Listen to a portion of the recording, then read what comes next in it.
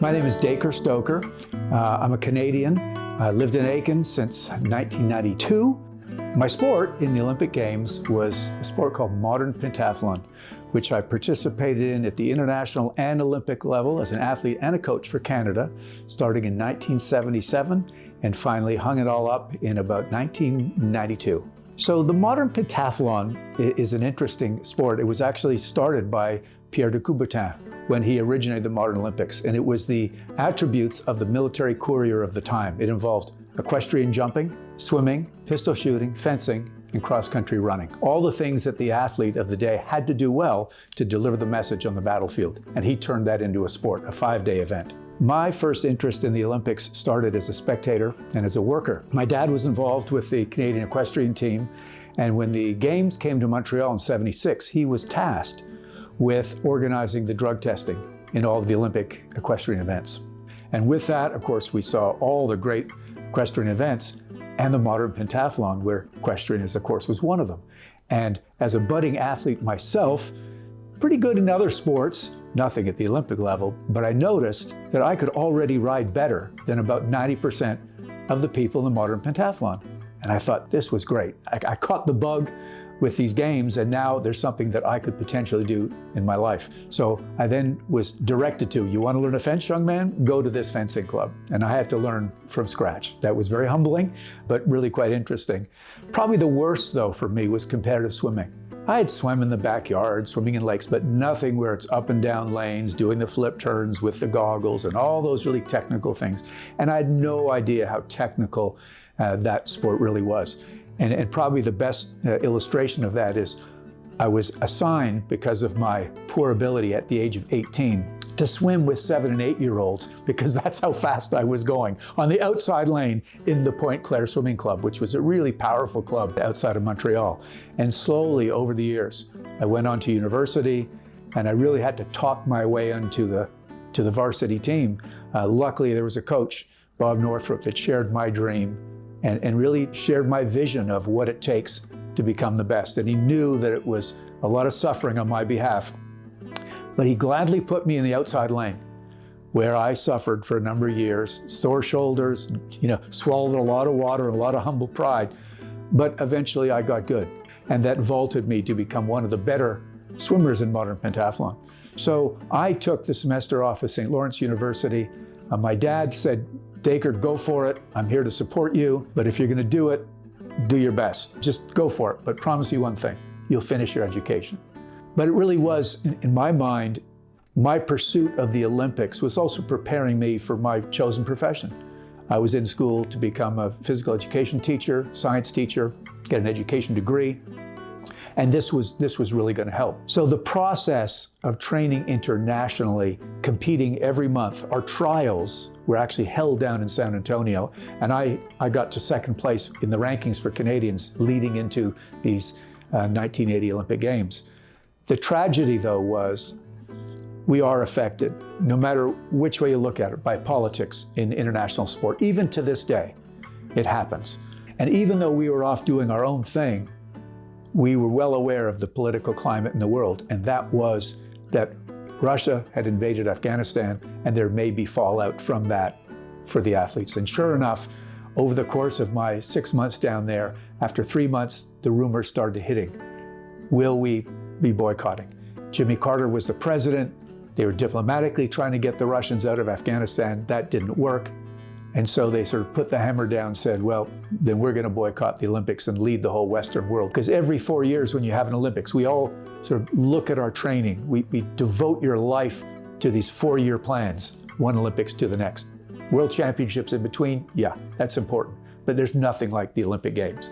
And so I saw my shot erode away because of politics. And I ended up going back to Montreal, and I ended up going back to university the next year.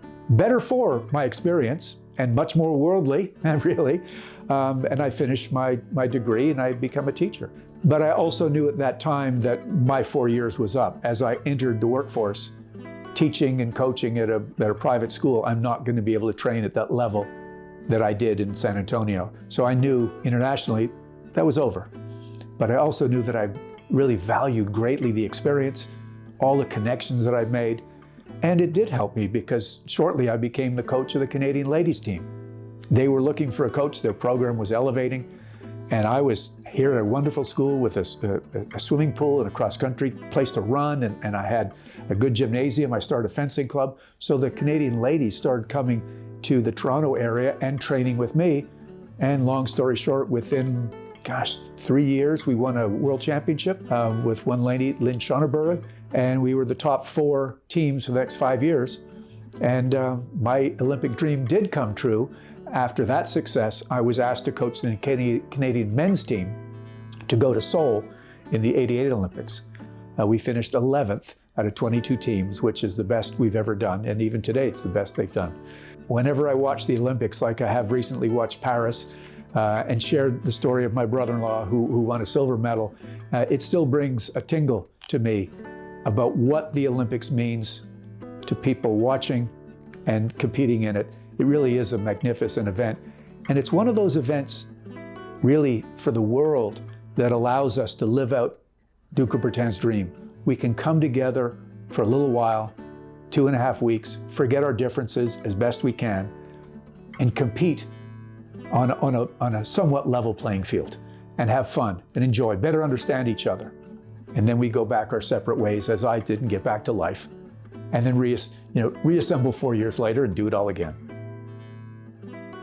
So I moved down here to Aiken. And there is a very strange game that's played in Aiken and only 10 other places in the United States. And it's called court tennis. And it's an old courtyard reproduced to play a game of tennis in. And it started in the Basque region, in between France and Spain. I immediately took to this game because I had played recreationally, regular tennis, lawn tennis we call it, and squash.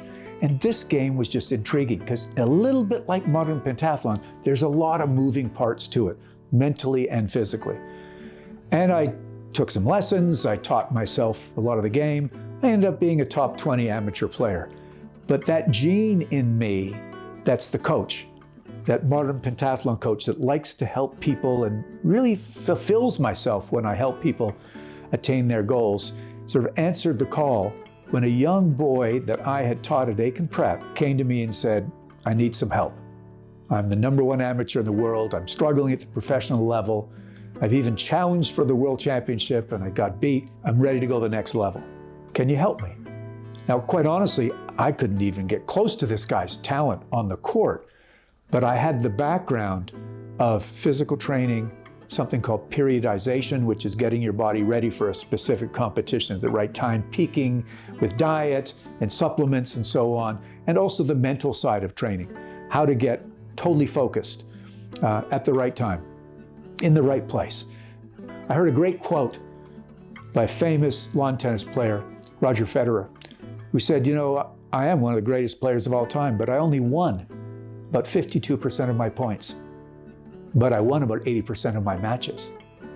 How'd you do that? I learned how to let go. And I looked into that with the things I've learned to teach my athletes and how I was able to help Camden Revere turn his game around, focus better than he had, and let go of some of those things.